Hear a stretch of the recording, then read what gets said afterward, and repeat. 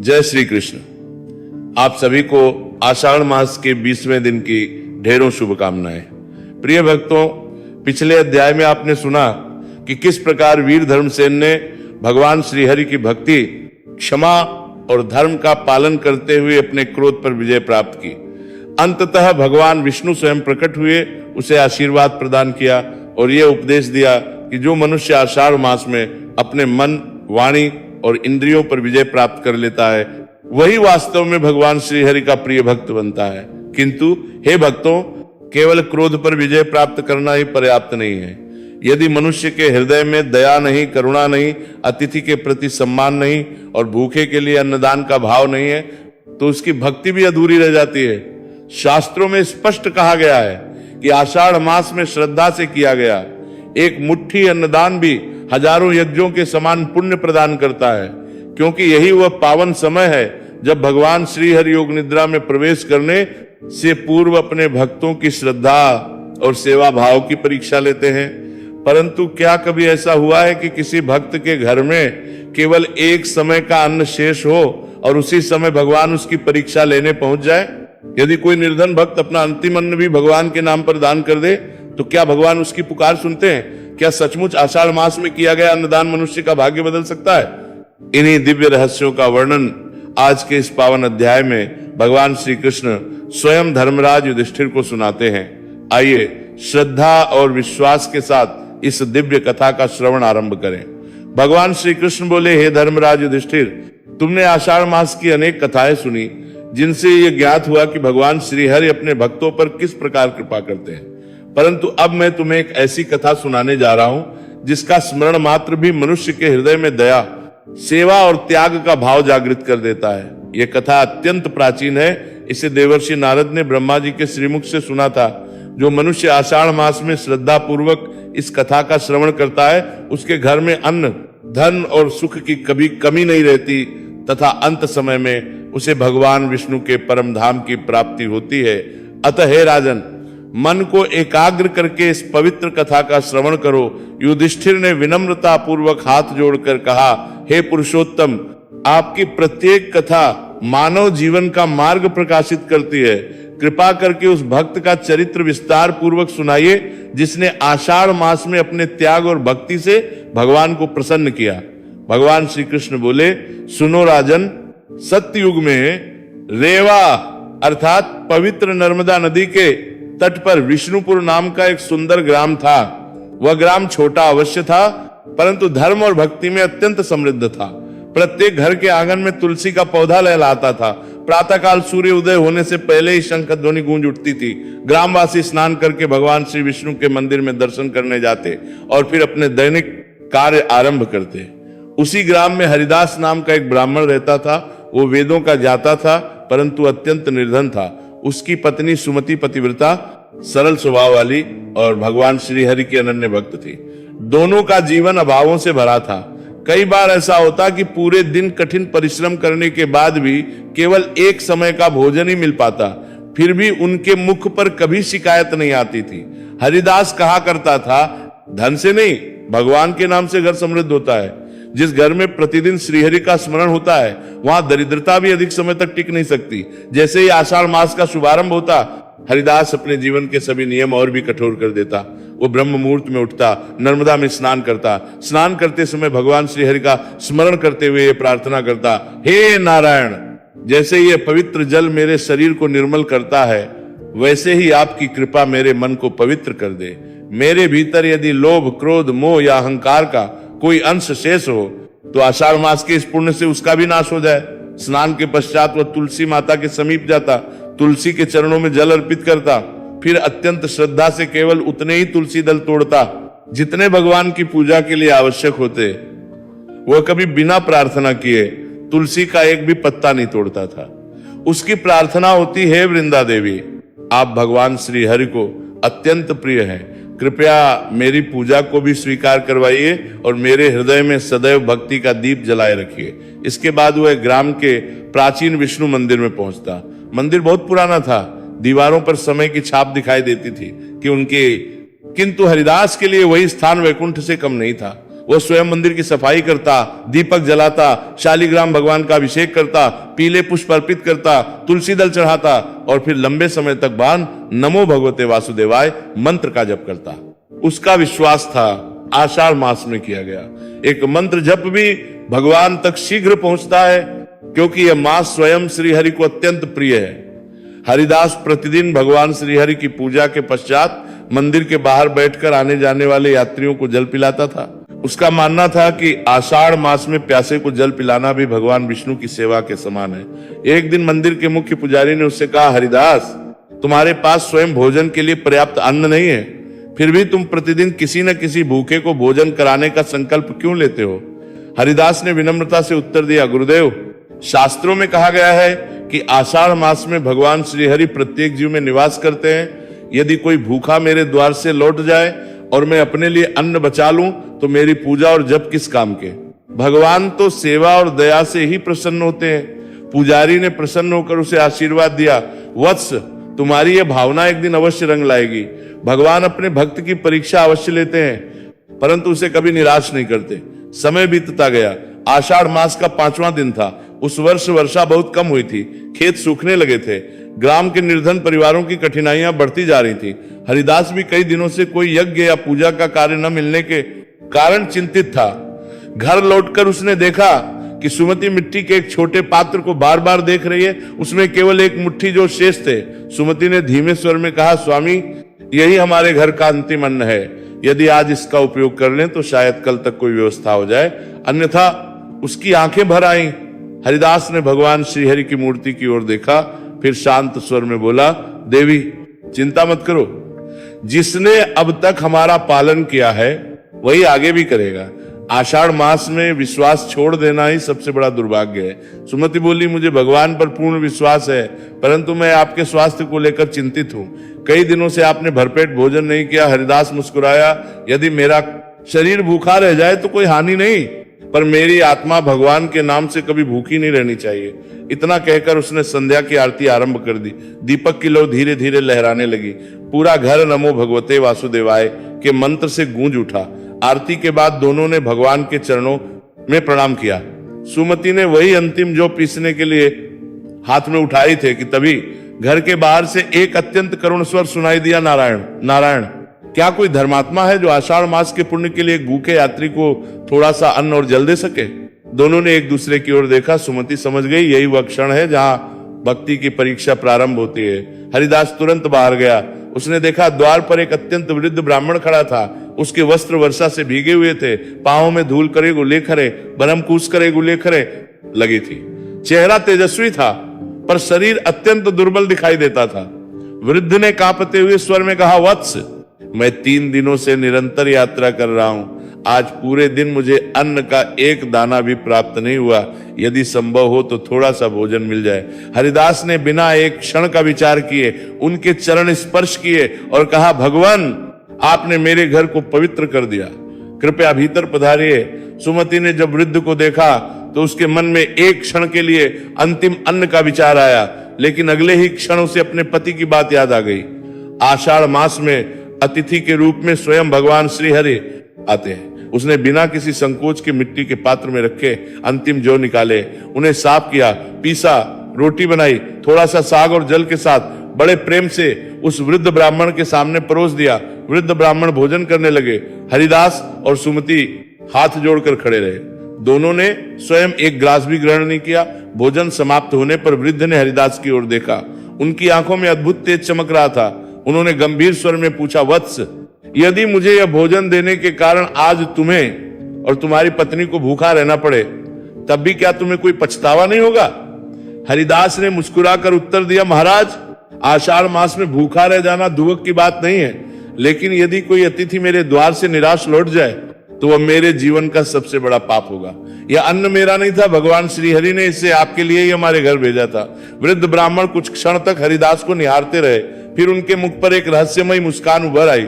उन्होंने मन ही मन कहा, धन्य आदमी के बात जान मीर है ये भक्त, इसने आषाढ़ मास के वास्तविक धर्म को पहचान लिया है। अब समय आ गया है कि इसकी दूसरी ओर भी कठिन परीक्षा ली जाए। इतना कहते ही आकाश में घने बादल छा गए। भीषण गर्जना होने लगी। तेज वर्षा प्रारंभ हो गई।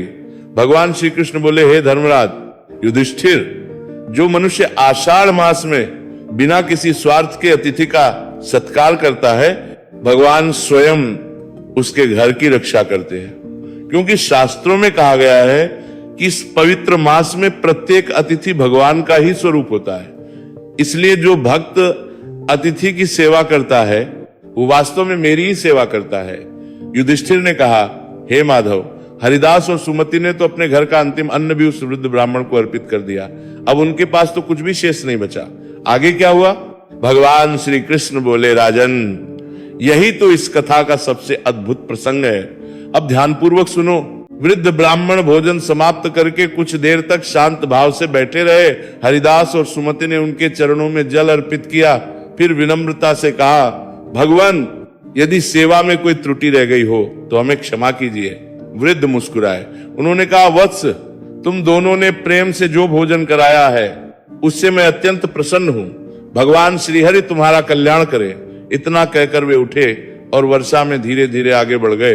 हरिदास काफी दूर तक उन्हें छोड़ने गया, परंतु जैसे ही वह कुछ कदम आगे पहुंचा, वृद्ध ब्राह्मण अचानक उसकी आंखों से ओझल हो गए। चारों ओर खुला मार्ग था, न कोई वृक्ष न कोई मोड़, फिर भी वे कहीं दिखाई नहीं दिए। हरिदास ने मन ही मन सोचा, ये कोई साधारण ब्राह्मण नहीं थे, अवश्य ही कोई सिद्ध महात्मा थे। वो भगवान का नाम लेते हुए घर लौट आया। उधर घर में अब खाने के लिए कुछ भी नहीं बचा था। सुमति ने मिट्टी का खाली पात्र भगवान श्रीहरि के चरणों में रख दिया और बोली, प्रभु, आज हमारे घर का अन्न समाप्त हो गया है। अब आगे सब कुछ आपकी इच्छा पर निर्भर है। हरिदास ने शांत स्वर में कहा, देवी, चिंता मत करो। आषाढ़ मास में जिसने भगवान पर विश्वास रखा उसे कभी निराशा नहीं मिली। आज हम भूखे रहेंगे लेकिन भगवान का नाम लेते हुए रहेंगे। दोनों ने उस दिन केवल जल ग्रहण किया। रात्रि होने पर उन्होंने दीपक जलाया और भगवान विष्णु के समक्ष बैठकर विष्णु सहस्त्र नाम का पाठ करने लगे।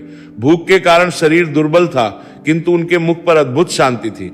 जैसे जैसे वे भगवान का नाम लेते गए, वैसे वैसे उनके हृदय से भूख का कष्ट भी कम होता गया। भगवान श्री कृष्ण बोले, हे धर्मराज, यही आषाढ़ मास की महिमा है। जो भक्त विपत्ति में भी भगवान का नाम नहीं छोड़ता, भगवान भी कभी उसका साथ नहीं छोड़ते। उसी रात ग्राम का सबसे धनी व्यापारी धनपाल अपने विशाल भवन में सो रहा था। उसके पास अन्न के अनेक कोठार थे, स्वर्ण और रत्नों से भरी तिजोरियां थी, किंतु उसे दान करना बिल्कुल पसंद नहीं था। वह कहा करता था, धन कमाना कठिन है, इसे दूसरों पर व्यर्थ खर्च नहीं करना चाहिए। आषाढ़ मास चल रहा था, फिर भी उसने न तो किसी भूखे को अन्न दिया था, न किसी साधु की सेवा की थी। उस रात उसे एक अद्भुत स्वप्न दिखाई दिया।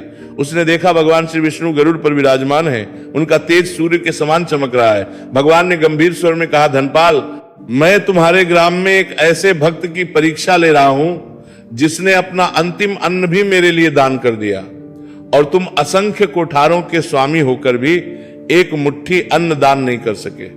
यदि सूर्योदय से पहले तुमने अपने धन का सदुपयोग नहीं किया तो तुम्हारा सारा वैभव नष्ट हो जाएगा।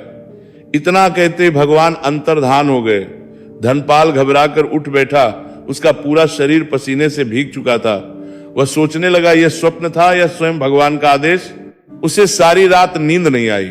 उधर हरिदास और सुमति भगवान का नाम लेते लेते सो गए। आधी रात के समय उनकी झोपड़ी में एक दिव्य प्रकाश फैल गया। ऐसा लगा मानो हजारों दीपक एक साथ जल उठे हो। उस प्रकाश के मध्य वही वृद्ध ब्राह्मण खड़े थे, लेकिन अब उनका स्वरूप पहले जैसा नहीं था। उनके शरीर से दिव्य तेज निकल रहा था। वे मुस्कुराकर बोले, वत्स हरिदास, पहली परीक्षा में तुम सफल हुए, लेकिन आषाढ़ मास की पूर्ण कृपा प्राप्त करने के लिए तुम्हें एक और परीक्षा देनी होगी। कल प्रातःकाल नर्मदा तट पर आना, वहां तुम्हारी प्रतीक्षा होगी। इतना कहकर वे पुनः प्रकाश में विलीन हो गए। सुबह जब हरिदास की आंख खुली, उसे लगा जैसे यह सब केवल स्वप्न था, लेकिन जहां वृद्ध ब्राह्मण खड़े थे वहां भूमि पर एक ताजा तुलसी दल रखा हुआ था। हरिदास उसे देखकर भाव विभोर हो उठा।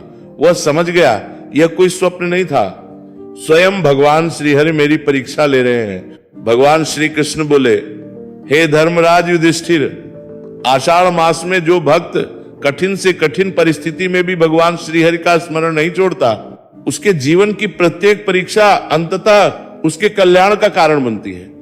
इस मास में किया गया विश्वास ही सबसे बड़ा तप है, और निष्काम सेवा ही सबसे बड़ा यज्ञ है। युधिष्ठिर ने कहा, हे जनार्दन, हरिदास ने अपना अंतिम अन्न भी अतिथि को अर्पित कर दिया। अब भगवान ने उसे नर्मदा तट पर बुलाया है। आगे क्या हुआ? भगवान श्री कृष्ण बोले, राजन, अब जो हुआ उसे सुनकर तुम्हारा हृदय भी श्री हरि की महिमा से भर जाएगा। प्रातःकाल ब्रह्म मुहूर्त में हरिदास जाग उठा। उसने देखा कि सुमति भी पहले से जागकर भगवान श्री हरि के समक्ष दीपक जला चुकी थी। दोनों ने मिलकर विष्णु सहस्त्र नाम का पाठ किया। उसके बाद हरिदास बोला, देवी, आज मुझे नर्मदा तट पर अवश्य जाना है। रात में जो दिव्य आदेश मिला वो साधारण स्वप्न नहीं हो सकता। सुमति ने श्रद्धा से कहा, स्वामी, अवश्य जाइए। यदि यह भगवान की इच्छा है तो वहां अवश्य कोई दिव्य रहस्य प्रकट होगा। दोनों ने पहले तुलसी माता को प्रणाम किया, फिर हरिदास नर्मदा तट की ओर चल पड़ा। रास्ते भर उसके मुख पर केवल एक ही मंत्र था, नमो भगवते वासुदेवाय। जब वह नर्मदा तट पर पहुंचा तब वहां का दृश्य अत्यंत अद्भुत था। प्रातः काल का समय था। उगते हुए सूर्य की किरणें नर्मदा के जल पर पड़ रही थी। जल स्वर्ण के समान चमक रहा था। अनेक ऋषि मुनि स्नान कर रहे थे। कहीं भगवान विष्णु का कीर्तन हो रहा था, कहीं तुलसी दल से शालिग्राम भगवान की पूजा हो रही थी। हरिदास ने भी श्रद्धा से स्नान किया। उसने दोनों हथेलियों में जल लेकर प्रार्थना की, हे श्री हरि, यदि मेरी भक्ति में सच्चाई है तो मुझे सदैव आपके चरणों की सेवा का अवसर मिलता रहे। मुझे कभी धन का अभिमान न हो और कभी विपत्ति में विश्वास कम न हो। स्नान के बाद वह नदी के तट पर बैठकर जप करने लगा। उसी समय वही वृद्ध ब्राह्मण उसके सामने प्रकट हुए। इस बार उनके मुख का तेज पहले से भी अधिक दिव्य था। उन्होंने मुस्कुराकर कहा, वत्स हरिदास, क्या तुम्हें अपने दान पर कोई पछतावा है? हरिदास ने तुरंत उत्तर दिया, महाराज, जिस अन्न को भगवान के नाम पर अर्पित किया जाए उस पर कभी पछतावा नहीं होता। यदि आज भी मेरे पास कुछ होता तो मैं पुनः वही करता। वृद्ध प्रसन्न हो गए। उन्होंने कहा, यदि आज तुम्हें 100 स्वर्ण मुद्राएं और दूसरी ओर किसी भूखे को भोजन कराने का अवसर मिले तो तुम क्या चुनोगे? हरिदास ने बिना एक क्षण सोचे उत्तर दिया, स्वर्ण आज है, कल नहीं रहेगा।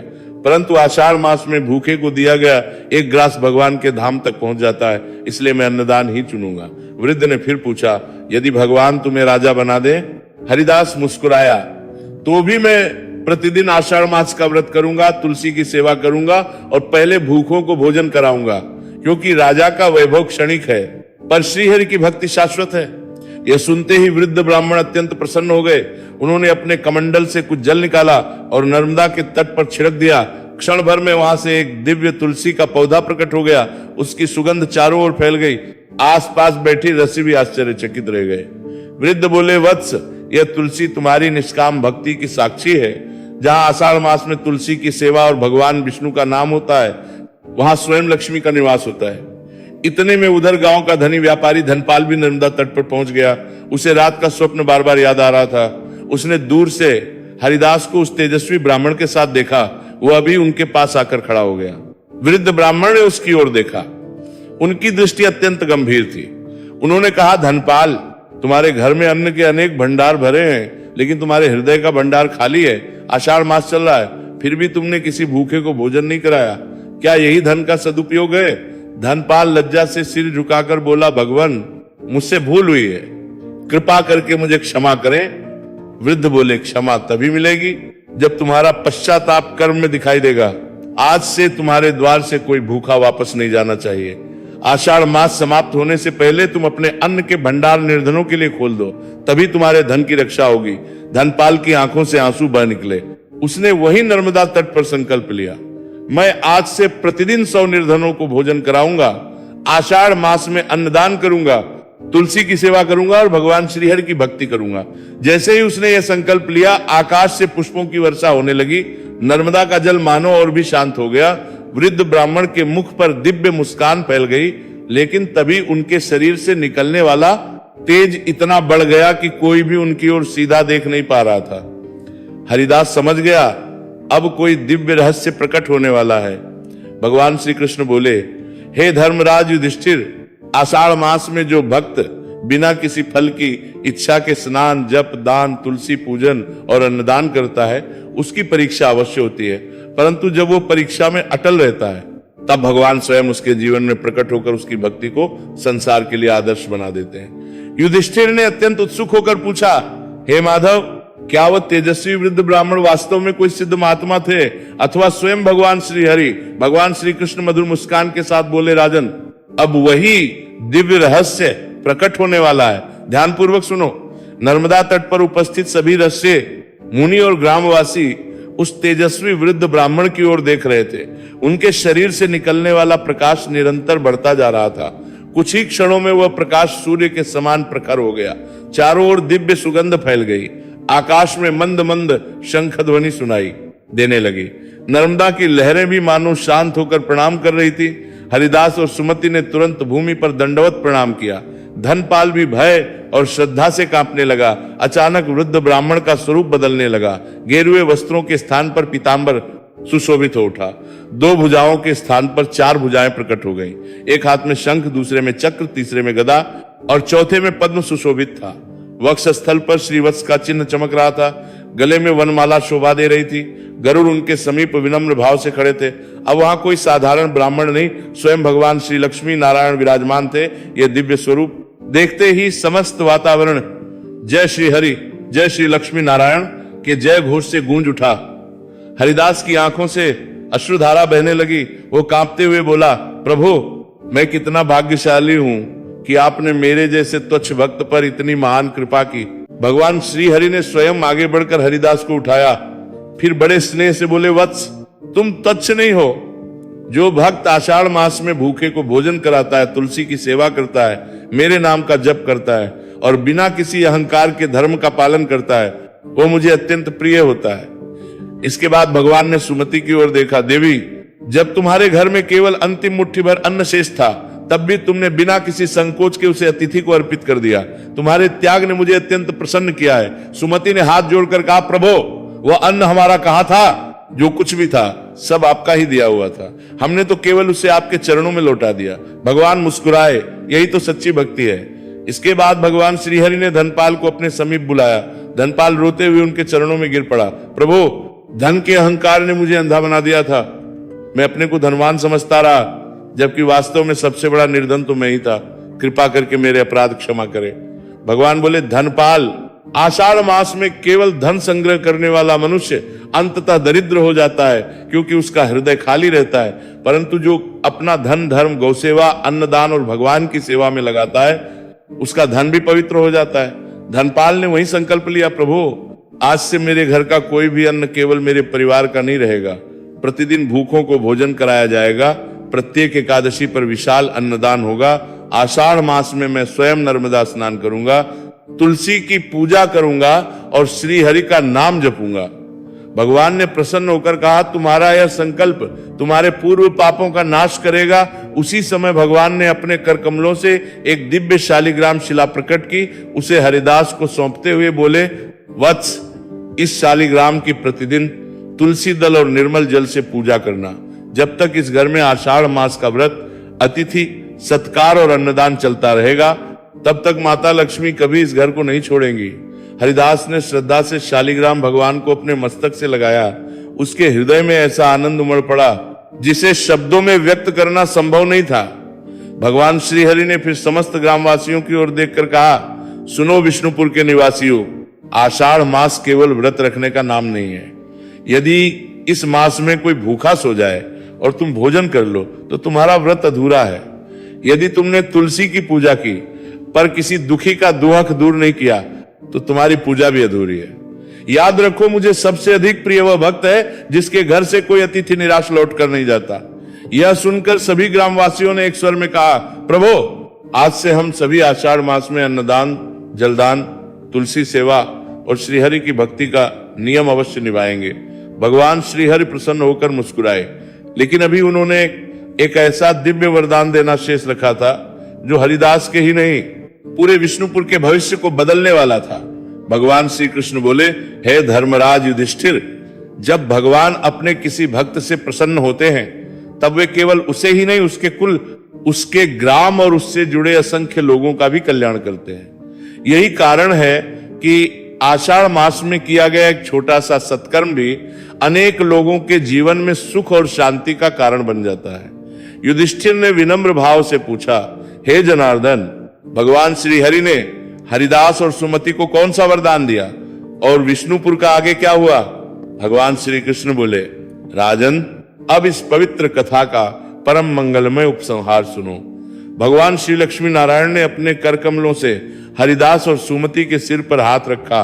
क्षण भर में दोनों के शरीर में अद्भुत तेज प्रकट हो गया। उनके हृदय से समस्त भय, चिंता और अभाव का अनुभव मानो समाप्त हो गया। भगवान बोले, वत्स हरिदास, तुमने आषाढ़ मास में अपना अंतिम अन्न भी मेरे ही स्वरूप को अर्पित कर दिया। तुमने न धन का विचार किया न अपने सुख का। इसलिए आज मैं तुम्हें 3 वरदान देता हूं। हरिदास और सुमति ने हाथ जोड़कर भगवान को प्रणाम किया। भगवान श्री हरि बोले, पहला वरदान, आज से तुम्हारे घर में अन्न की कभी कमी नहीं होगी। जो अन्न धर्म पूर्वक दान किया जाएगा वह अनेक गुना होकर पुनः तुम्हारे घर लौटेगा। दूसरा वरदान, तुम्हारे घर में प्रतिदिन तुलसी और शालिग्राम की पूजा होती रहेगी। जब तक ये पूजा चलती रहेगी, माता लक्ष्मी तुम्हारे गृह से कभी प्रस्थान नहीं करेंगी। और तीसरा वरदान, जो भी श्रद्धालु आषाढ़ मास में तुम्हारे जीवन से प्रेरणा लेकर अन्नदान करेगा, उसे मेरे धाम की प्राप्ति का मार्ग सरल होगा। यह सुनकर हरिदास की आंखों से अश्रुधारा बहने लगी।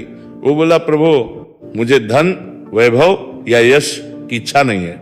यदि कृपा करनी ही है तो मुझे इतना आशीर्वाद दीजिए कि जीवन भर आपके चरणों की भक्ति कभी कम न हो। भगवान श्री हरि मुस्कुराए, वत्स, यही कारण है कि तुम मेरे प्रिय भक्त हो। जिसे भक्ति चाहिए उसे सब कुछ स्वयं प्राप्त हो जाता है। इसके बाद भगवान ने धनपाल को अपने समीप बुलाया। धनपाल ने रोते हुए कहा, प्रभु, मैंने जीवन भर धन तो कमाया पर धर्म नहीं कमाया। आज मुझे समझ आया कि सबसे बड़ा धन अन्नदान और सेवा है। भगवान बोले, धनपाल, यदि पश्चाताप सच्चा हो तो पाप भी नष्ट हो जाते हैं। आज से अपने धन को धर्म में लगाओ, गौशालाएं बनवाओ, यात्रियों के लिए जल की व्यवस्था करो, निर्धनों को अन्न दो और प्रत्येक आषाढ़ मास में भगवान का संकीर्तन करवाओ। यही तुम्हारा प्रायश्चित होगा। धनपाल ने उसी क्षण संकल्प लिया। कुछ ही दिनों में उसने पूरे विष्णुपुर में अन्न क्षेत्र स्थापित कर दिए, जहां प्रतिदिन निर्धनों, साधुओं और यात्रियों को निःशुल्क भोजन कराया जाने लगा। नर्मदा तट पर एक सुंदर श्री लक्ष्मी नारायण मंदिर का निर्माण कराया गया। मंदिर के चारों ओर सैकड़ों तुलसी के पौधे लगाए गए। आषाढ़ मास आते ही दूर दूर से श्रद्धालु वहां स्नान, जप, पूजा और अन्नदान के लिए आने लगे। धीरे धीरे विष्णुपुर एक प्रसिद्ध तीर्थ बन गया। लोग कहते, जहां हरिदास ने अपना अंतिम अन्न भगवान को अर्पित किया था, वहां आज भी सच्चे मन से की गई प्रार्थना अवश्य स्वीकार होती है। भगवान श्री हरि ने समस्त ग्रामवासियों की ओर देखकर कहा, स्मरण रखो, आषाढ़ मास में जो प्रातःकाल स्नान करता है, तुलसी दल से मेरी पूजा करता है, एकादशी का व्रत रखता है, चातुर्मास के नियमों का पालन करता है, गौसेवा करता है, प्यासे को जल और भूखे को अन्न देता है तथा निष्काम भाव से मेरा नाम जपता है, वह इस लोक में सुख, समृद्धि और शांति प्राप्त करता है तथा अंत में मेरे परम धाम वैकुंठ को प्राप्त होता है। इतना कहकर भगवान श्री लक्ष्मी नारायण गरुड़ पर आरूढ़ हुए। आकाश से पुष्पों की वर्षा होने लगी। देवताओं ने दुंदुभियां बजाई, गंधर्वों ने भगवान का गुणगान किया और देखते ही देखते भगवान अपने दिव्य धाम को प्रस्थान कर गए। हरिदास, सुमति, धनपाल और समस्त ग्रामवासी भाव विभोर होकर भगवान को प्रणाम करते रहे। श्री कृष्ण का उपदेश। भगवान श्री कृष्ण बोले, हे धर्मराज, इसलिए मैं कहता हूं कि आषाढ़ मास में किया गया अन्नदान कभी व्यर्थ नहीं जाता। धन का दान मनुष्य को यश देता है, वस्त्र दान पुण्य देता है, किंतु अन्नदान स्वयं भगवान का हृदय जीत लेता है। जो मनुष्य श्रद्धा पूर्वक इस कथा का आषाढ़ मास में श्रवण, पाठ या कीर्तन करता है, उसके घर में अन्न और धन की वृद्धि होती है, रोग और दरिद्रता दूर होती है, परिवार में सुख शांति बनी रहती है और अंत समय में उसे भगवान श्री विष्णु के चरणों में स्थान प्राप्त होता है। युधिष्ठिर ने श्रद्धा पूर्वक भगवान श्री कृष्ण के चरणों में प्रणाम किया और कहा, हे पुरुषोत्तम, आज मुझे ज्ञात हुआ कि आषाढ़ मास का वास्तविक व्रत केवल उपवास नहीं बल्कि दया, सेवा, अन्नदान और भगवान श्री हरि के प्रति अटूट विश्वास है। भगवान श्री कृष्ण मुस्कुराए और बोले, हे राजन, तुमने सत्य कहा। अब अगले अध्याय में मैं तुम्हें आषाढ़ मास की एक और अद्भुत कथा सुनाऊंगा, जिसमें एक अभिमानी राजा केवल तुलसी सेवा और हरिनाम के प्रभाव से भगवान की शरण में आ जाता है। 20वें अध्याय का संदेश, जो भक्त आषाढ़ मास में श्रद्धा पूर्वक भगवान श्री हरि का स्मरण करते हुए तुलसी पूजन, अन्नदान, गौ सेवा और अतिथि सत्कार करता है, उस पर भगवान श्री लक्ष्मी नारायण की कृपा सदा बनी रहती है। इति श्री आषाढ़ मास महात्म्ये विंशोध्याय संपूर्ण।